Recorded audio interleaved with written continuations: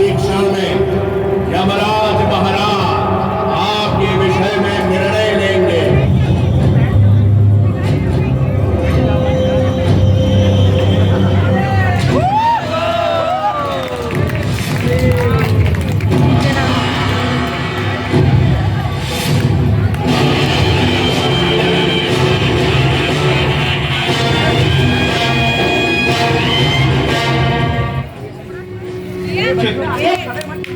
बैठ जाइए, सब लोग बैठ जाइए। यमदूतों, जाओ पृथ्वी लोक से पापियों को ले आओ। जाओ जाओ।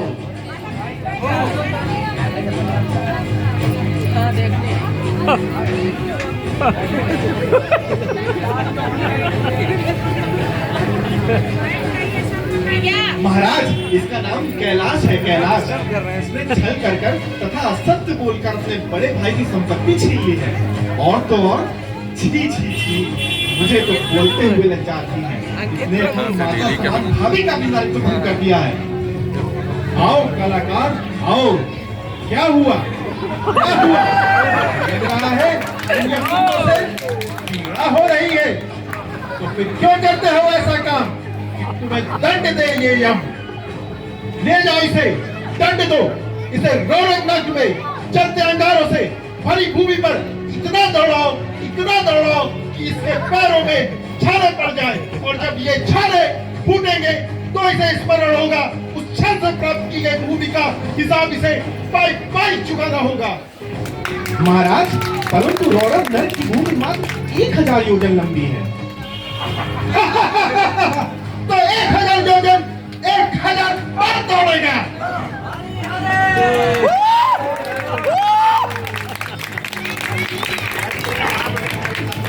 जाओ दूतों, भोगी लाल को ले आओ।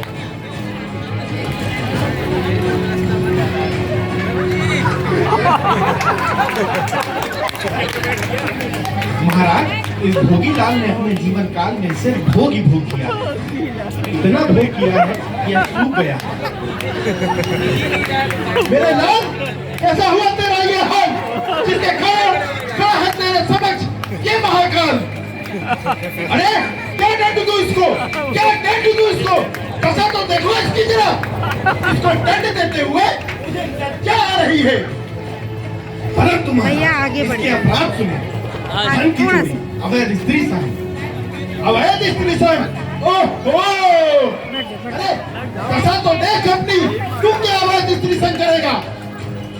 जुआ, मांसाहार, मदिरापान। मांसाहार? अरे चिपकुट, ये तो बताओ, इतना मांस खाकर भी इसका सारा मांस गया कहाँ? इधर लाओ इसे। अगर तूने तो तुझे जो नहीं करेगा भक्तों के दर्शन, यम करेगा उसका मर्दन। ऐसा दंड दो इसे कि पूरे जन्मों के पाप कर के लिए पछताए। अरे तुम जैसे पापियों को मैं अपने गदा से चूरमा बनाता हूँ, चूरमा। मैं अपना भोग कराऊंगा। गौरव नरक में डाल दो इसको, जहाँ मांसाहारी कुत्ते इसके शरीर को फाड़ देंगे।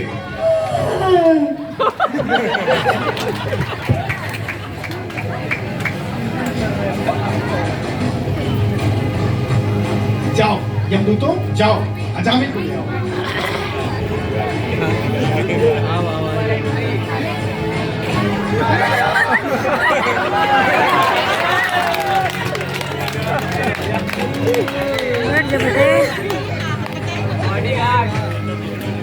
अरे धर्मराज की आज्ञा का विरोध करने वाले तुम किसके दूत हो?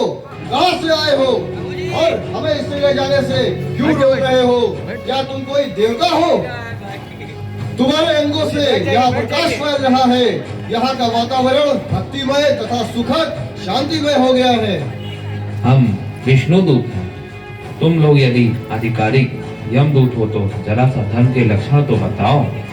वेदों ने जिन कर्मों का विधान किया है वह धर्म है, और जिनका निषेध किया है वह अधर्म है। वेद स्वयं भगवान स्वरूप है, ऐसा हमने सुना है। जो प्राणी कर्म करता है उसका गुणों से संबंध रहता ही है। अतः सभी मनुष्यों से कुछ ना कुछ पाप और कुछ पुण्य होते ही हैं। और जीवात्मा मनुष्य रूप में कर्म किए बिना नहीं रह सकता। इस लोक में मनुष्य जिस प्रकार का जैसा और जितना कर्म करता है, परलोक में उसे उसी प्रकार का वैसा उतना ही फल भुगतना पड़ता है। इस अजामिल ने अपना संपूर्ण जीवन एक निर्लज, कामी और शूद्र की भांति एक वैश्या के साथ व्यतीत किया था। इसने अपने पिता की सारी संपत्ति उस वैश्या पर लुटा दी और तो और इसने अपनी नवविवाहिता पत्नी का भी त्याग कर दिया। ये दुर्बुद्धि न्याय या अन्याय का सहारा लेकर संपूर्ण जीवन उस वैश्या को संतुष्ट करता रहा। और तो और यह दुर्बुद्धि शास्त्रों का उल्लंघन कर प्रच्छेद आचरण करता रहा, जो संतों द्वारा निंदित है। इसका सारा जीवन पाप में है और अभी तक इसने अपने पापों का कोई प्रायश्चित नहीं किया है। इसलिए इसे हम दंडपति यमराज के पास लेकर जाएंगे। यमदूतों, इसने अनंत कोटि जन्मों की पाप राशि का प्रायश्चित कर दिया है। विवश होकर ही सही भगवान के परम कल्याणकारी नाम का उच्चारण किया। जिस समय इसने नारायण इन 4 अक्षरों का उच्चारण किया, उसी समय केवल इतने से ही इस पापी के समस्त पापों का प्रायश्चित हो गया। इसलिए अब तुम लोग अजामिल को नहीं ले जा सकते। जो मनुष्य सोते समय, आंख बंद होते समय आत्मज्ञान में अथवा विवस्था में भगवान के नाम का उच्चारण करता है, वह यम यात्रा का पात्र नहीं रह जाता। हमें यह जानकर बड़ा ही खेद हुआ कि धर्मज्ञों के बीच अधर्म प्रवेश कर रहा है और वहाँ निरपराध और अदंडनीय व्यक्तियों को व्यर्थ ही दंड दिया जा रहा है। अजामिल ने मरते समय भगवान के पवित्र नामों का उच्चारण किया, अतः अब वो पाप मुक्त है। अतः अब तुम लोग जाओ। अरे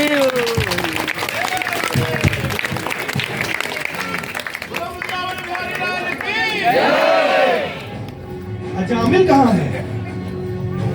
प्रभु, आप मनुष्यों के पाप एवं पुण्य के निर्णायक हैं, दंडदाता एवं शासक हैं। महाराज, यदि आप हमें उचित अधिकारी समझें तो कृपया बताएं कि इस जगत में आपके अलावा और भी कोई स्वामी है क्या? हाँ, उन्हीं की इच्छा से जगत की उत्पत्ति, स्थिति तथा प्रलय होती है। सभी देवी देवता सर्वप्रधान होने पर भी उन्हीं की माया के अधीन हैं। भगवान कब, क्या, किस रूप में करना चाहते हैं, क्या कोई नहीं जानता है। वे सबके स्वामी एवं स्वतंत्र हैं और उन भगवान के अलौकिक पार्षदों का दर्शन करना बड़ा दुर्लभ है। वे भगवान के भक्तजनों को उनके शत्रुओं से, मुझसे और अग्नि आदि विपत्ति से सर्वदा सुरक्षित रखते हैं। भगवान के द्वारा निर्मित भगवत धर्म परम शुद्ध और अत्यंत गोपनीय है। उसे जानना अत्यंत कठिन है। जो उसे एक बार जान लेता है, वह भगवत स्वरूप को प्राप्त कर लेता है। भगवत धर्म के रहस्य को केवल 12 व्यक्ति ही जानते हैं। ब्रह्मा जी, देवर्षि नारद, महादेव शिव, सनत कुमार, कपिल देव, स्वयंभू मनु, जनक, प्रहलाद, भीष्म पितामह, बलि, सुखदेव गोस्वामी और मैं यमराज। जीव का परम धर्म है कि नाम कीर्तन आदि उपाय से भगवान के चरणों में भक्ति भाव को प्राप्त कर ले। अरे, नाम उच्चारण की महिमा तो देखो। अजामिल जैसा पापी भी एक बार नाम उच्चारण करने मात्र से मृत्युपात से छुटकारा पा गया। जो अपने अंतःकरण में भगवान के प्रति भक्ति भाव को स्थापित करता है, वह मेरे दंड का पात्र नहीं है। अजामिल ने मरते समय अपने पुत्र का नाम नारायण नारायण पुकारा। इस नामाभास मात्र से ही उसके सारे पाप कट गए और उसे मुक्ति की प्राप्ति भी हो गई। इसलिए जीव को चाहिए कि वह अपने अंतःकरण में भगवान के प्रति भक्ति भाव को स्थापित कर ले। परंतु यदि असंयोगवश कोई पाप बच भी जाए तो भगवान का वरदान उसे नष्ट कर देगा। चित्रगुप्त, आज मेरे इन दूतों ने भगवान के पार्षदों का अपराध करके सिर्फ मेरा ही तिरस्कार किया है। पूर्ण पुरुषोत्तम भगवान नारायण हम लोगों का ये अपराध क्षमा करेंगे। अरे